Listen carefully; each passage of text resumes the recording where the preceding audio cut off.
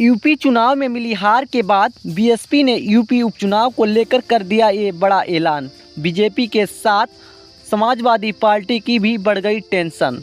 नमस्कार दोस्तों, जनता की आवाज़ हरदोई में आपका स्वागत है।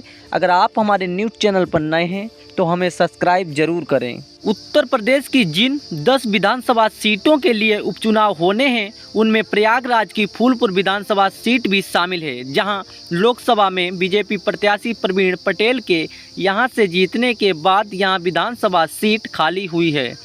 सपा इस पटेल बहुमूल्य आबादी में इस पर दांव लगाए, इसे लेकर मंथन जारी था, लेकिन इसी बीच बसपा सुप्रीमो मायावती ने भी इस बार इस चुनाव में अपने प्रत्याशी उतारने का ऐलान कर बीजेपी और सपा को हैरान कर दिया है।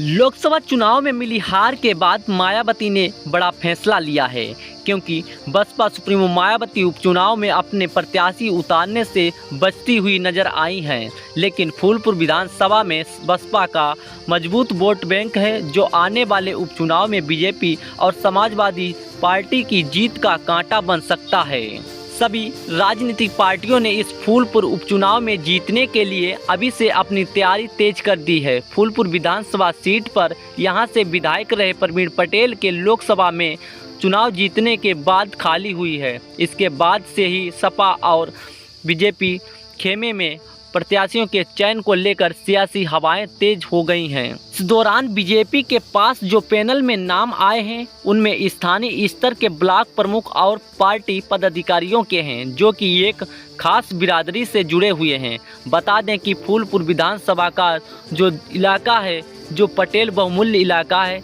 लिहाजा बीजेपी यहां से किसी पटेल चेहरे पर ही दांव लगाना चाहती है।